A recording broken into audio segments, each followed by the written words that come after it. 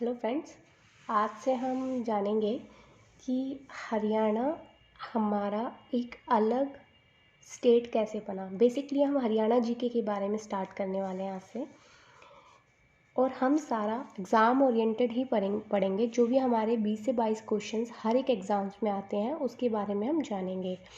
तो हम सबसे पहले इसमें देखने वाले हैं कि हरियाणा एक इंडिपेंडेंट स्टेट कैसे बना, इसके पीछे क्या क्या प्रोसेस रही, इसकी मांग सबसे पहले कब उठी, कैसे कैसे इसका गठन हुआ, ये सब हम जानेंगे। ठीक है, इसके लिए कौन सी कमेटियाँ बनी, किस कमेटी ने पारित किया, कौन सा अमेंडमेंट था, कौन सा स्टेट था, कितने डिस्ट्रिक्ट है, इन सब के बारे में हम जानेंगे। जो बेसिकली हमारे जो 22 से 23 क्वेश्चंस पूछे जाते हैं वो जनरल जी के, वो हरियाणा के, वही हम पढ़ना स्टार्ट करेंगे आज से। तो इसकी शुरुआत 1858 में ही शुरू हो गई थी। इसकी मांग, हरियाणा को बनाने की मांग 1858 में ही शुरू हो गई थी। इसमें पहले पंजाब, हरियाणा, शिमला, ये सब आते थे। ये एक पूरा एक स्टेट था पहले। ठीक है, इसके बाद जैसे जैसे इसकी मांग उठने लगी,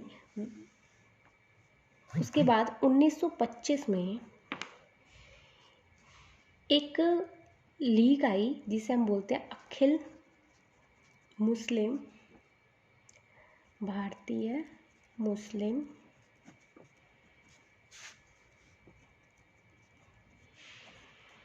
लीग।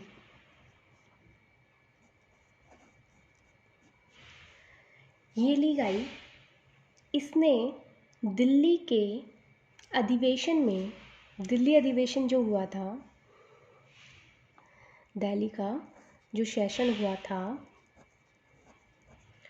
उसमें एक अलग से हरियाणा को पंजाब से अलग करने की बात कही थी और उसे दिल्ली में मिलाने की बात की थी। इसने एक पॉइंट रखा था कि हरियाणा को पंजाब से अलग करो, हरियाणा को पंजाब से तो अलग करो, लेकिन उसे दिल्ली में मिक्स कर दो, दिल्ली में मिला दो। ठीक है, उसके बाद जो इसके अध्यक्ष थे, जो इसको अध्यक्षता, इसके अध्यक्ष बने थे, वो थे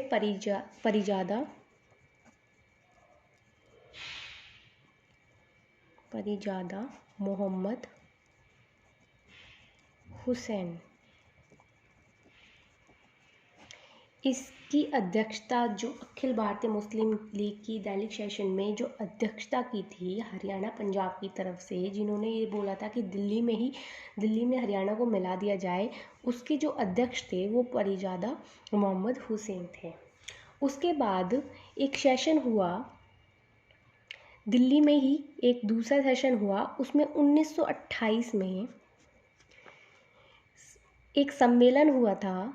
उसमें यही मांग जो दिल्ली में मिक्स करने की बात हुई थी, परिजादा हुसैन ने कही थी।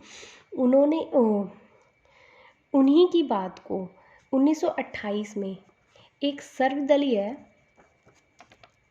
सम्मेलन में दोबारा प्रस्तुत किया गया, दोबारा अपनी बात को यही रखा गया। उसके बाद 9 दिसंबर 1932 को दीनबंधु गुप्त ने हरियाणा को पंजाब से अलग करने की बात की थी। उन्होंने ये नहीं कहा कि इसे दिल्ली में मिलाना है, उन्होंने ये कहा कि हमें अलग से एक प्रांत चाहिए जो हरियाणा हो, उसे हरियाणा को पंजाब से अलग कर दो। ये जो बेसिकली बात जो इन दीनबंधु गुप्त ने रखी थी, ये लैंग्वेज के बेस पे रखी थी कि जो पहले जो प्रांत था उसमें जो लैंग्वेजेस थी, बहुत सारी लैंग्वेजेस मिक्स थी। पंजाब की पंजाबी, हरियाणा की हरियाणवी, हिंदी बेसिकली एक कॉमन लैंग्वेज थी, और एक लैंग्वेज शिमला से आ रही थी शिमला की लैंग्वेज थी जिसे हम बोल देते हैं हिमाचली लैंग्वेज अलग थी इसमें, ठीक है। तो उन्होंने ये कहा कि इस लैंग्वेज के आधार पर इसको अलग कर दिया जाए, इन दोनों प्रांतों को अलग कर दिया जाए। तो आज़ादी के बाद जब ये मांग उठी तो एक फॉर्मूला लाया गया, सच्चर फॉर्मूला। 1 अक्टूबर को 1949 में आज़ादी के बाद एक फॉर्मूला लाया गया, सच्चर फॉर्मूला, जिसमें ये कहा गया कि हम इसे पंजाब से अलग मतलब पंजाब से अलग करेंगे, लेकिन इसे हम दो तरीके से बांटेंगे। एक तो हम करेंगे पंजाब स्टेट, पंजाब का एरिया, पंजाब एरिया जिसमें पंजाबी बोली जाएगी, और एक रखेंगे हम हिंदी एरिया, ठीक है। पंजाब क्षेत्र बनेगा, एक हिंदी क्षेत्र बनेगा।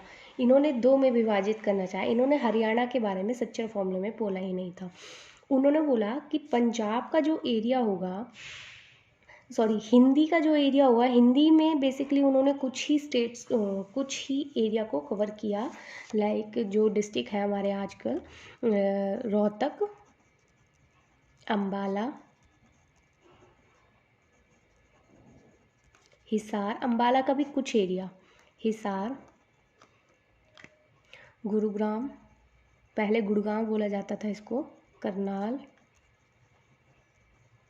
महेंद्रगढ़,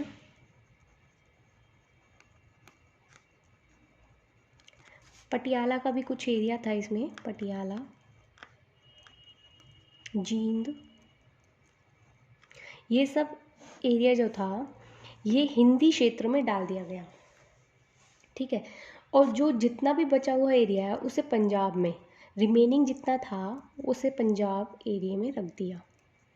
ऐसे इन्होंने सच्चर फॉर्मूले के थ्रू किया था, ठीक है। इसमें क्या हुआ कि इन्होंने ये बेसिकली जो किया था वो लैंग्वेज के बेस पे आधार पे किया था, तो ऑब्वियस है कि यूनिवर्सिटीज़ में एजुकेशन पे भी इसका इम्पैक्ट पड़ा होगा।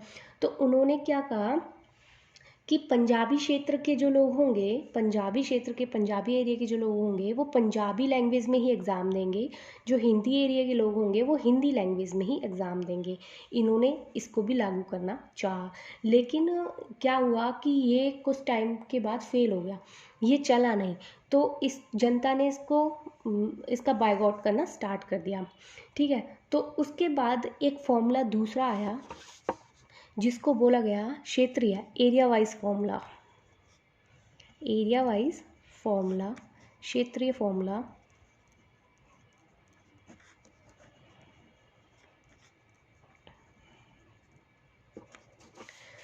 उन्नीस सौ 56 में लाया गया इसको, और इसको जिसने दिया था, मतलब जो अध्यक्ष थे इसके वो थे फजल अली,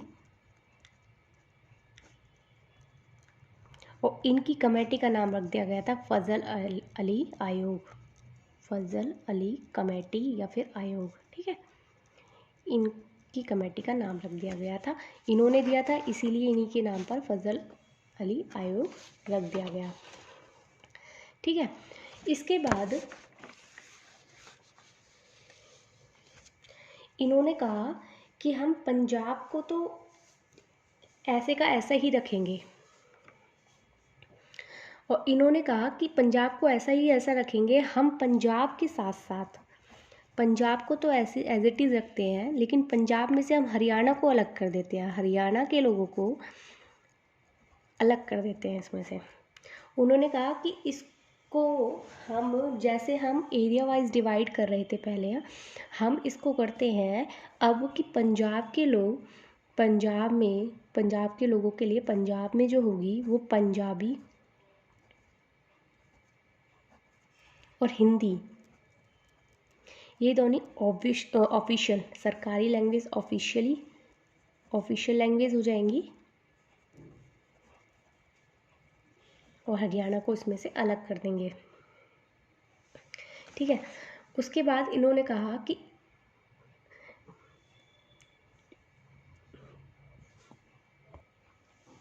इसमें और भी बहुत सारे पॉइंट थे, लेकिन इसके बाद क्या हुआ, 1957 में जब इलेक्शन हुए तो उसमें जो प्रताप सिंह थे, प्रताप सिंह ने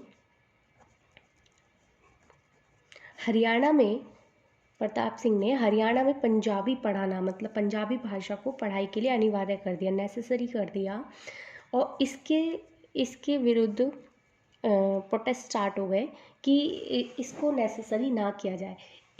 यदि इसको नेसेसरी किया गया तो हमारा हरियाणा अलग से, मतलब अलग कभी स्टेट नहीं बन पाएगा। तो प्रताप सिंह ने तो कहा कि हरियाणा में पंजाबी को नेसेसरी कर दें, लेकिन फिर इसके थ्रू प्रोटेस्ट स्टार्ट हुए तो ये भी फॉर्मूला हमारा यहाँ फेल हो गया। ठीक है, उसके बाद 1946 में, इससे पहले जो हुआ 1946 में, इसका एक पूर्ण समर्थन किया गया था। दीनबंधु गुप्त ने किया था, दीनबंधु गुप्त ने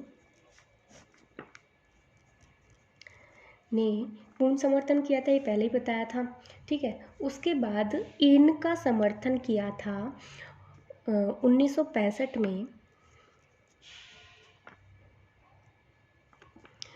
संत फतेह सिंह।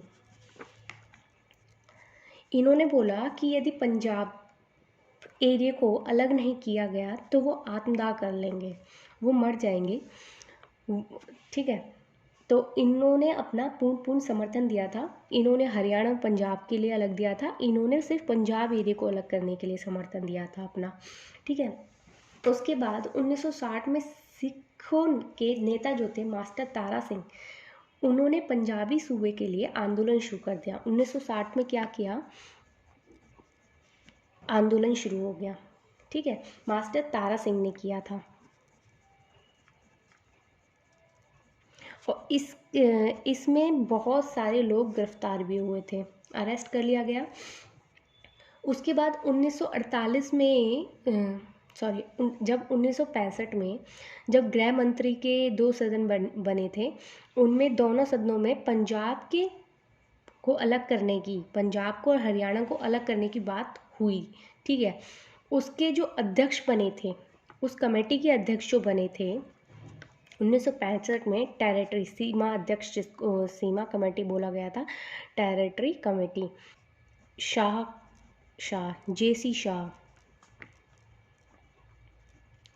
जेसी शाह उसके अध्यक्ष थे। जेसी शाह उसके अध्यक्ष थे, शाह कमेटी उसको बोला गया था। ठीक है, जेसी शाह उसके अध्यक्ष थे। यह कमेटी जो बनी थी 1966 में बनी थी, 23 अप्रैल 1966। ठीक है, 1966 में बनी थी। 31 मई 1966 को एक रिपोर्ट दी गई जिसमें कहा गया कि हरियाणा के जो एरिया है, जो कुछ एरिया पहले से ही जो हरियाणा पंजाब से लिया गया, कि ये तो डिस्ट्रिक्ट हमारे रहेंगे ही रहेंगे। कुछ डिस्ट्रिक्ट्स लिए उनको हरियाणा में शामिल कर दिया गया, जैसे गुड़गांव हो गया, हिसार हो गया, महेंद्रगढ़ हो गया, जिनको हम आज 7 जिलों के नाम से पहले 7 जिलों के नाम से जानते हैं, वो सारे हमारे हरियाणा में ले लिए गए। और पंजाब का जो विधेयक था उसमें 18 सितंबर 1966 को पारित किया, मतलब घोषित कर दिया गया पंजाब का जो विधेयक था। ठीक है, बस ये था कि जो हरियाणा पंजाब जो बने थे, उसमें जो पहले से जो एरिया था कांगड़ा का,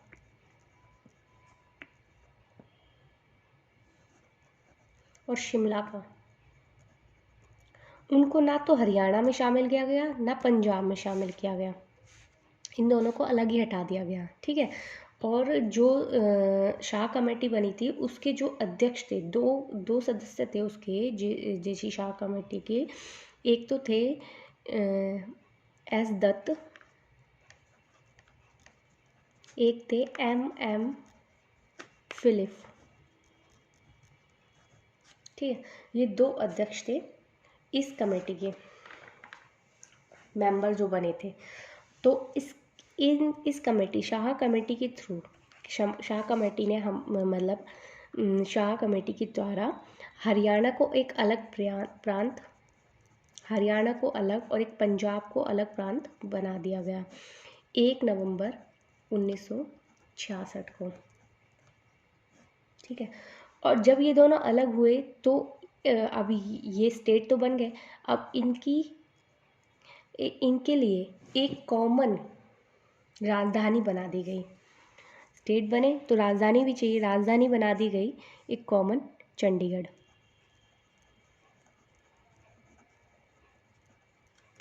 ठीक है, उसके बाद इनका जो चंडीगढ़ राजधानी बनाई, इनका जो हाई कोर्ट था वो भी कॉमन कर दिया गया, हाई कोर्ट भी कॉमन कर दिया गया, पंजाब और हरियाणा का हाई कोर्ट जो है कॉमन कर दिया गया। उसके बाद जो ये 1 नवंबर 1966 को हरियाणा बना, ये हमारा 17th स्टेट अकॉर्ड, और जो अमेंडमेंट हुई वो 18th अमेंडमेंट थी। ठीक है, 17वां स्टेट बना 18वीं अमेंडमेंट से। ठीक है, तो ये सब हुआ हमारा हरियाणा के बारे में कि हरियाणा का गठन कैसे हुआ, कैसे कैसे क्या प्रोसेस थी, कब कब इसके लिए मांग उठी थी।